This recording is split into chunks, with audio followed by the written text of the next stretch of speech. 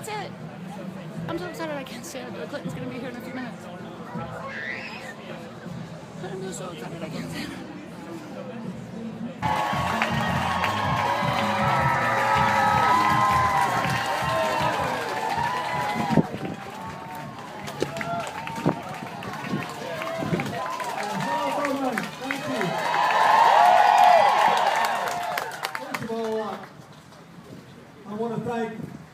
Congressman Adam Schiff for coming here and speaking in his support. He is truly one of the most gifted, innovative members of Congress. You should be very proud of him. I want to thank Mayor Talamantes for welcoming me back to Burbank, Vice Mayor Rogers, Member of Council Emily Luddy, and thank you to the Mayor of Glendale, Paula Devine, for being here. What a pretty day. Let me say, first of all, to get to the business first, if you have a ballot and you haven't mailed it in yet, for goodness sakes, do it. Because one of the things we got to do is try to get the numbers up. A lot of people believe this election is over. It is not. The delegates necessary to be nominated in the Democratic Convention will not be tallied until California votes. So we need you. Now,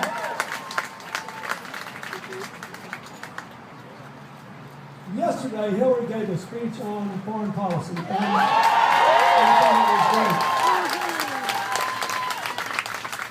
it was great. But it reminds me of the larger point I want to make here. I don't want to join in the kind of campaign I watched unfold in the Republican primary that is now being brought into the general election. Here's what you need to know. The Republican nominee is basically a harsher and often cruder and clearly more negative version of a debate that's going on all around the world. Why? Because all over the world, democracies are under stress because of economics and identity conflicts.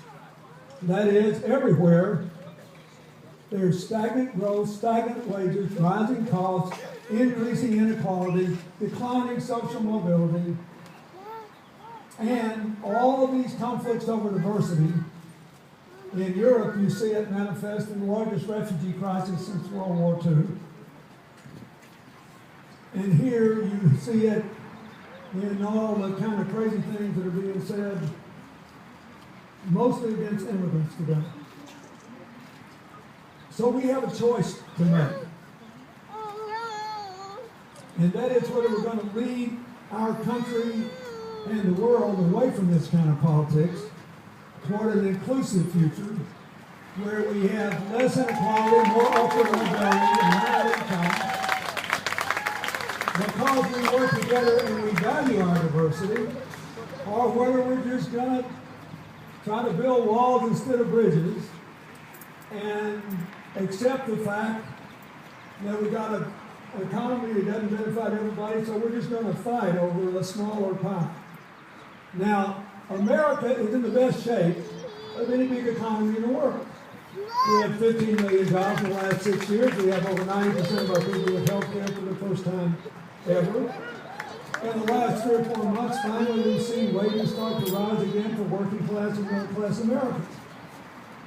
So what are we going to do? That's really what this election's about. It's about you, your kids, your grandkids, the whole future of this country. If I were 25 years old again, I'd like to be, just to see what's going to happen. And I got one of those magic lanterns, you know, and a genie pops out and says, you can live anywhere you want in 30 years, but you have to decide right now, I pick the United States in a heartbeat. But what we have to decide is, are we going to build a 21st century future or fall for this Make America Great Again line, which is basically, I'll give you the economy you used to have. Well, first of all, that economy wasn't so great for half of us. It wasn't so great for African Americans, for immigrants, for women, for LGBT Americans, and for lots of other people. It wasn't so good for the elderly or for the disabled. It's not so good. We can build a 21st century greatness that includes everybody, but we have to make a decision to do it. Are we going to go forward together or divided? Are we interested in a future economy or trying to recover a past we can't recover that wasn't so great anyway? And do we believe in inclusive societies instead of divided ones? Do we believe in bridges or walls? Now those are really the decisions. There are basically three reasons Hillary should be the next president, and Hillary should be your choice in the Democratic primary. One is she's got the right vision. She wants us to have a cooperative, inclusive future, inclusive economics, inclusive politics, inclusive society. Second, she's got the best ideas about what to do. And her ideas are paid for, which is important. And according to all the analysis, she's the only person you can vote for, who's actually told you how she's going to pay for this stuff, and the numbers add up. One of the things that I really like about California, and I think it explains why your governor and so many of your legislators have endorsed Hillary for president, is that this is a very progressive state that figures out how to actually get things done and make real change, not just talk about it. So what's the federal government do? First of all, we should create more good jobs in a way that creates far more opportunity for everybody. A modern infrastructure program. Winning the race with Germany and China to be the clean energy superpower of the 21st century. It's true that California has by far the largest number of installed solar panels, but it's also true that Germany generated 87% of its electricity on a day 2 weeks ago solely from the sun and the wind. 87%. So much that they actually had to pay people to use electricity so the system wouldn't be overrun. And in Germany, the sun shines on average about as much as it does in Alaska or London. But the technology is such that we can do it. So when Hillary says we're going to put up 500 million solar panels in the next 4 years, she hopes that will be low because it will create lots of jobs, fight climate change, and liberate us to pursue a different sort of economy that will lift everybody's incomes and lower our poverty. The third thing we need to do is to recognize, and this is important in California, that we can bring back manufacturing to America, but it needs to be modern manufacturing. And what do I mean by that? In modern, sophisticated manufacturing, you can pay people really high wages because the number one sources of cost are not labor anymore. It's materials, transportation, and energy. If we have lower energy costs because we're in clean energy, and we're the biggest market in the world, and we save the transportation, that means we can make anything here. There's a plant in Indiana. Indiana has 20% of the workforce in manufacturing. There's a plant in Indiana making Mercedes-Benz, a German car, and selling them all in China. Because they're really good at it. We can do that everywhere in America. And we need to invest more in science and technology because it creates more jobs. I'll just give you one example. I spent $3 billion of your money when I was president to sequence the first human genome. You can now do it for less than $1,000. Thank you. You have gotten over $200 billion in economic investment in America from that $3 billion. That's a pretty good rate of return. Thank you. Not so far south of here, San Diego used to be known as America's naval city. Today there are 700 computer companies headquartered there because there are 3.6 billion genomes in your body. No one can see them. So you can't do all this sophisticated work that's leading to real breakthroughs in cancer treatment, for example, without great computing power. And they decided, because they had a foundation there, founded by Craig Benner, who pioneered the private effort to sequence the genome, and all this government research money, that they would pour it into training people to do this work. We can do this everywhere in America, everywhere in California, everywhere in America. In small towns and rural areas, as well as urban. So this is really important. Now, the final thing that Hillary wants to do is to get the government in the business of aggressively promoting policies that will lead the banks to loan money to small businesses again, because that's 20%. Look at this. It's 2/3 of our job growth over the last 20 years. It's come from small business. Now, I like the Dodd-Frank bill that President Obama signed. It will prevent Wall Street from wrecking Main Street. I don't care what anybody else tells you, it's better than anything we've had for 70 years. And one of the reasons Hillary won even the most progressive ward in New York City in the last election, and did 50% better than all the people she was going to, is that there they know there are 60,000 fewer people working on Wall Street today than there were before the crash. They know these banks are being forced to slim down. They know the government already has the power to break them up if they misbehave. But what we've got to do now is to start people lending money the old-fashioned way to businesses in their communities. There is a law on the books that I enforced called the Community Reinvestment Act that says every bank in America that's got an ATM machine in the community has to consider people in that community for small business loans, for home loans. It's time to get that bill going again. And that's what Hillary wants to do. Now, but there's a second part of it. What she has called tearing down barriers instead of building walls. You can do all this, and a lot of Americans will still be left out unless you make sure we're all part of this economy. It begins with an education system that focuses in pre-K through 12 on the things that work. If Massachusetts, which has a lot of first-generation immigrants and a lot of poor people, it's not all college professors' kids, if it were a separate country, they would have the 8th best school system in the world. Not because they have lots of rules, not because they have lots of tests, but because they have focused for 20 years on what works everywhere, which is making teachers better teachers, principals better principals, and having cultures that fit the kids they're educating. She thinks since federal education money is only 7 or 8% of the total, we should emphasize that more. Not that there shouldn't be standards, not that there shouldn't be tests, but you can overdo this, and if you forget, you wind up majoring in the minors. The main thing is, do you have a good teacher? Is the principal good? Are the parents welcome in the school? Does it fit the culture of the kids there? Second thing is, not everybody needs a 4-year degree to get a good middle-class job. There are unbelievable numbers of jobs requiring skilled labor today all over America for which the labor is not available. I think some of the most impressive things I've seen in this campaign are union training programs all over the country. This is one area where she spends considerably more than her opponent, giving people skills training and redignifying skills training in America today so that people who want to do that can get their jobs. Next, you have to make college affordable and the debt repayable for everybody.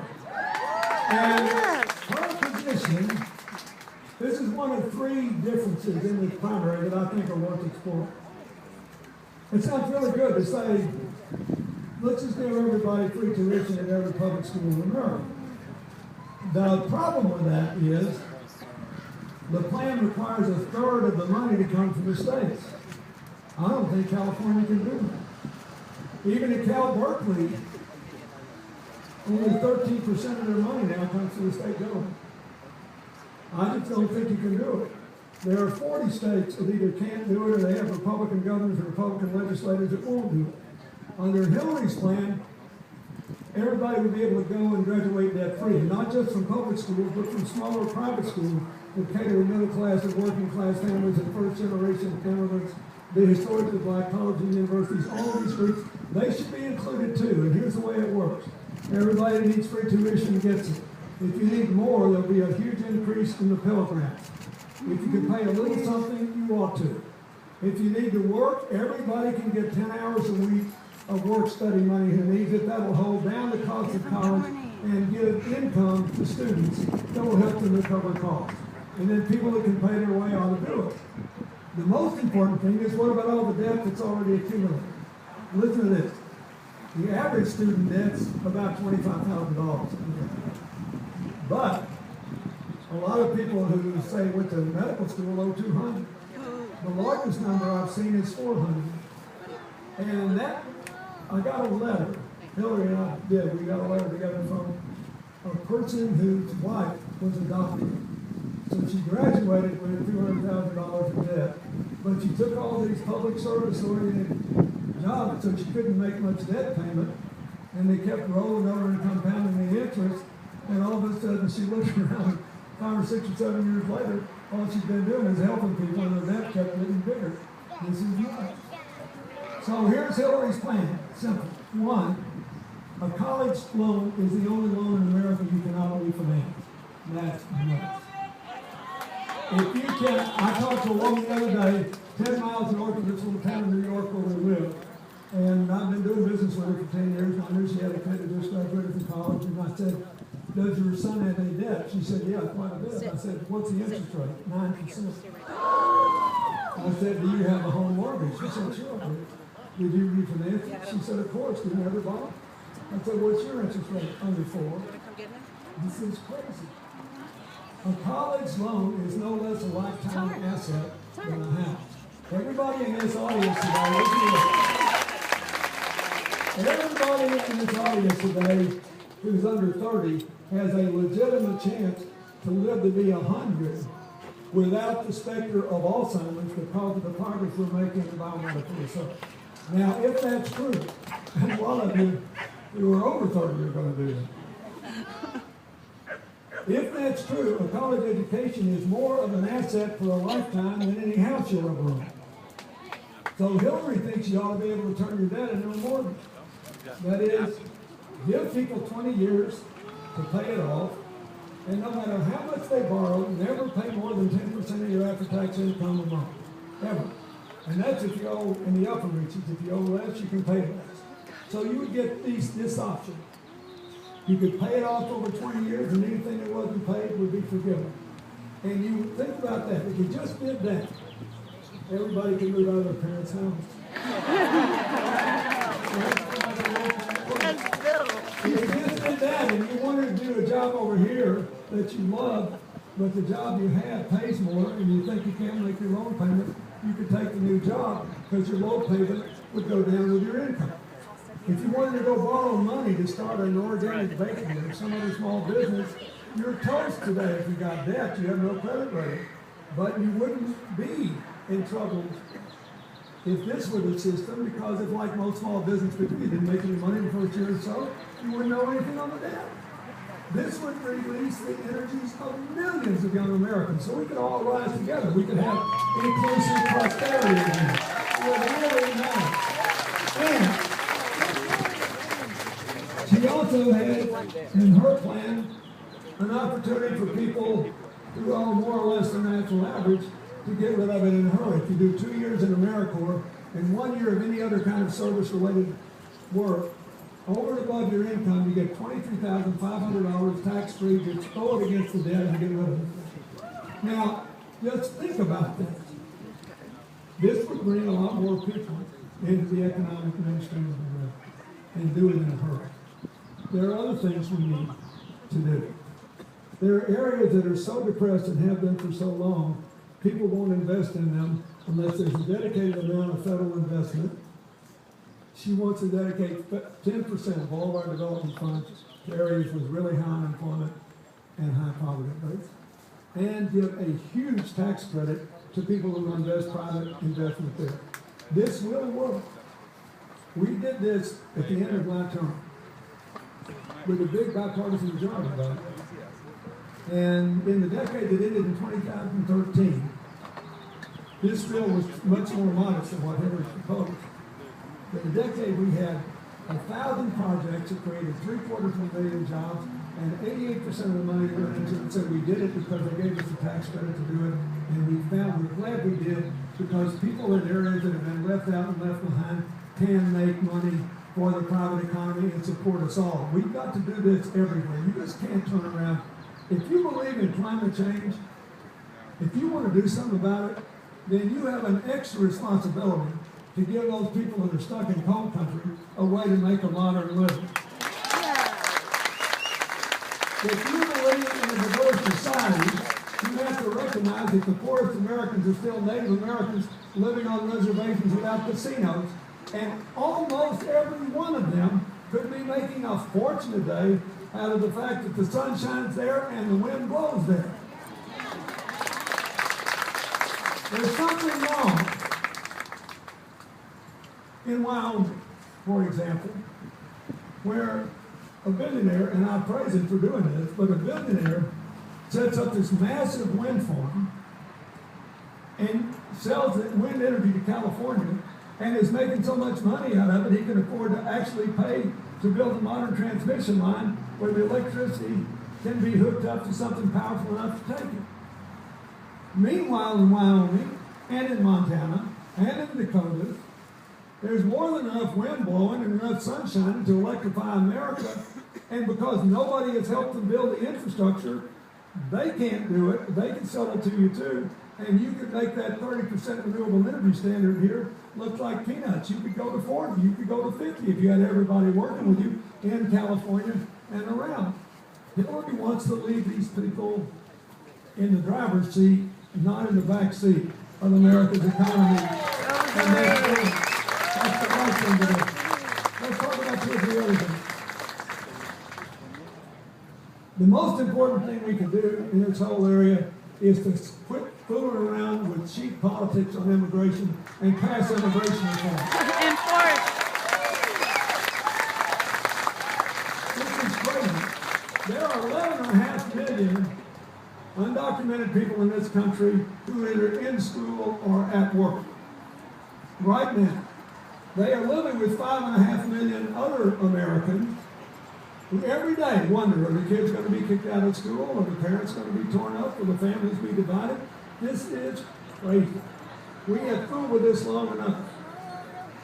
And I think that it's really important that we do this.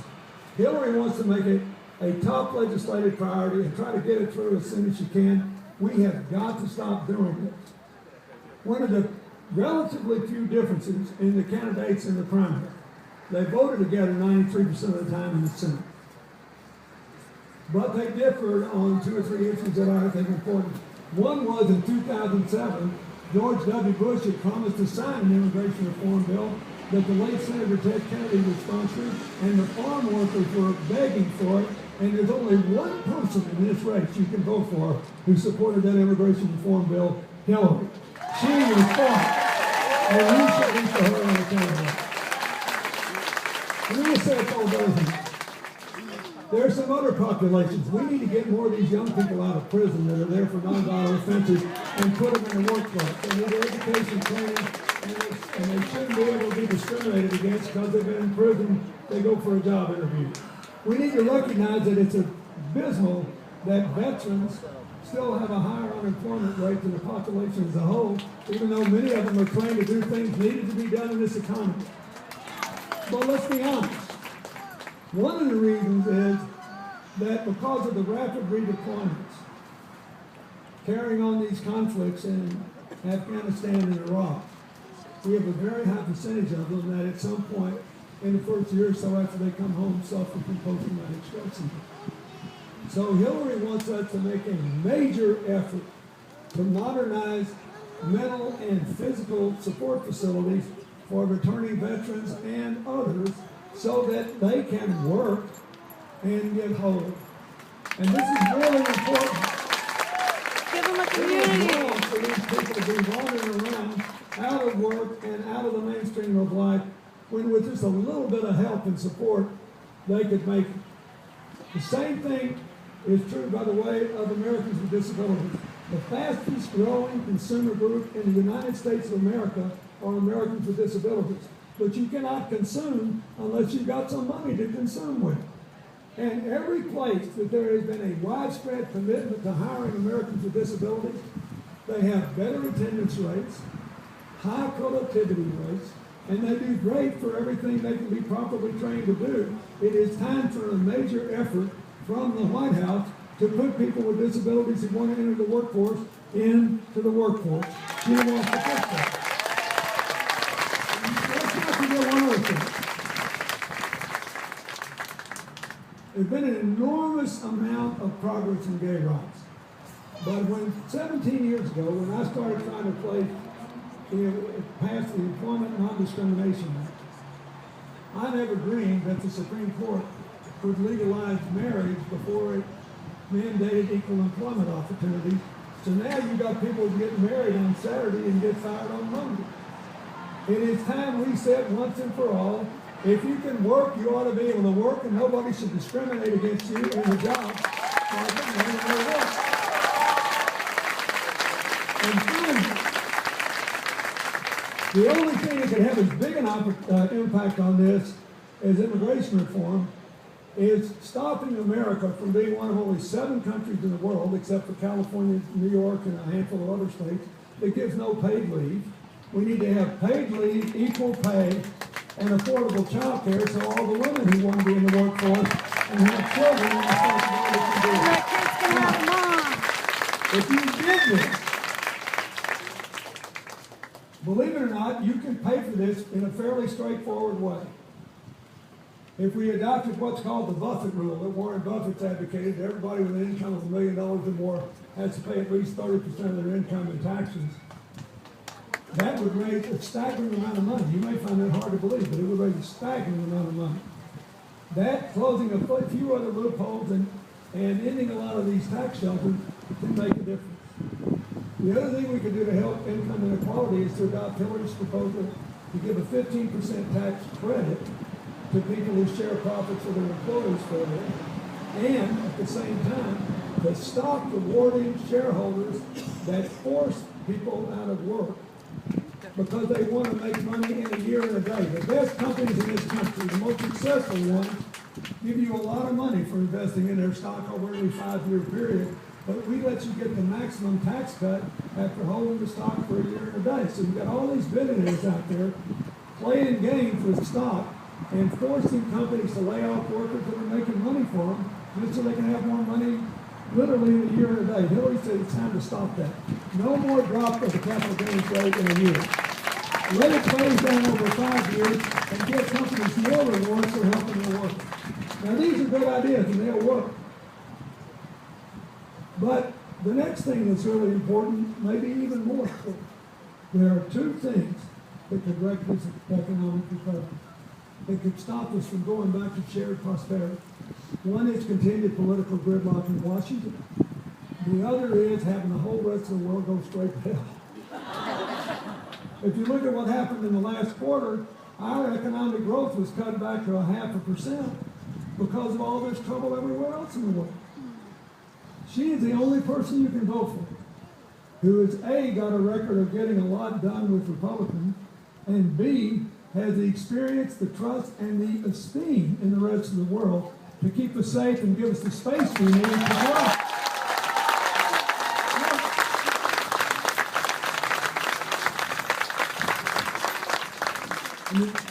When she was First Lady, she was the principal engine working with Senator Kennedy to pass the Children's Health Insurance Bill. It's a big part of Obamacare. 8.4 million kids we got. 76% of the Congress voted for it. That's a lot of Republicans. When she was in the White House with me, she went to the Republican leader who never voted with me on anything. And she said, look, I know you don't agree with us. I know you don't even like us. But I also know you adopted your children and not known them before. And you need to understand there are children just like the kids you adopted that are swallowing the ranks of foster care in America. And they're going to age out and be thrown on the streets and have their lives wrecked. It's terrible. You have to help them. And he said, why? She said, why is that happening? She said, because people are afraid to adopt children when they're not infants anymore. They're afraid they can't shape their life. And they're afraid to adopt children with special needs because they're afraid they can't afford it. So she said, you're a Republican. Let's give people a walking tax credit if they adopt non-infant children. And a bigger one if they adopt children with special needs. Then you've got to give us enough government support to help these families adjust, and then to help the kids who will age out so they have a place to live, they can get training, they can get education. All I had to do was sign the bill. There was an 80% increase in the adoption of children with foster care. You always find her other influence. And she was a senator from New York. And a lot of Republicans didn't want to do it. She talked President Bush into giving New York City $20 billion to start again. Help the first responders, the second responders, people she knew who developed respiratory problems and cancer for years and years and years afterward. She worked with John McCain to make sure we took care of veterans coming home with traumatic brain injury. She worked with Lindsey Graham to make sure that we took care of veterans coming home who were in the Guard and Reserve to make sure they got the same health care regular military people did. They liked her fine. When she was Secretary of State, she had to get 67 votes, a lot of Republicans. But the only thing that survives our effort to get along with Mr. Putin, the New START Treaty, which makes accidental or intentional nuclear exchanges far less likely with Russia. They're fooling around in Ukraine today, you know, it makes us a lot safer that we've got this. She got the sanctions on Iran. She flew from Asia overnight to Egypt and worked with the Muslim Brotherhood president of Egypt to stop the shooting war between Hamas and Israel and Gaza. Republicans like this phone. And when she left office, approval in the United States is 20% higher than it was when she became Secretary of State.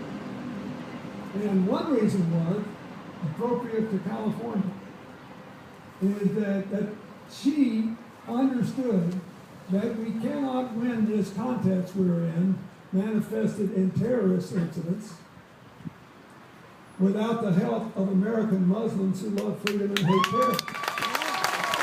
And that the idea of discriminating against people because of their religion is crazy. It is un-American, and it's very not dangerous for us. The world is going through growing pains of our independence. But look at San Bernardino. Those people were converted over the internet, so you can build all the walls you want. You can't keep out the social media. You could spark a depression in America. When you get done building that wall across the Rio Grande, we can build a wall across the Canadian border. A lot of foreigners in Canada. You can build seawalls across the Atlantic and Pacific. We are now in depression. And you could send the U.S. Navy to the Gulf of Mexico. Just keep everybody out. You don't even have to send all the Air Force planes up in the air, keep anybody from landing.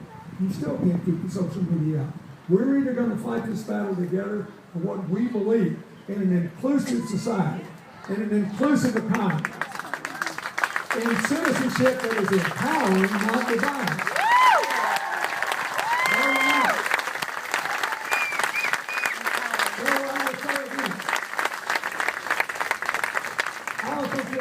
Question.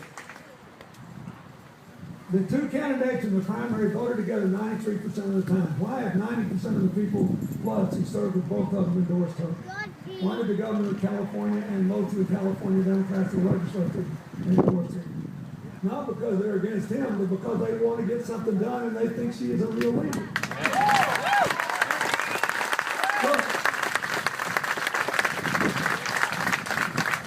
She's been in public office a lot less. She only served 8 years as a senator and 4 years as secretary. That's more votes than fucking Obama.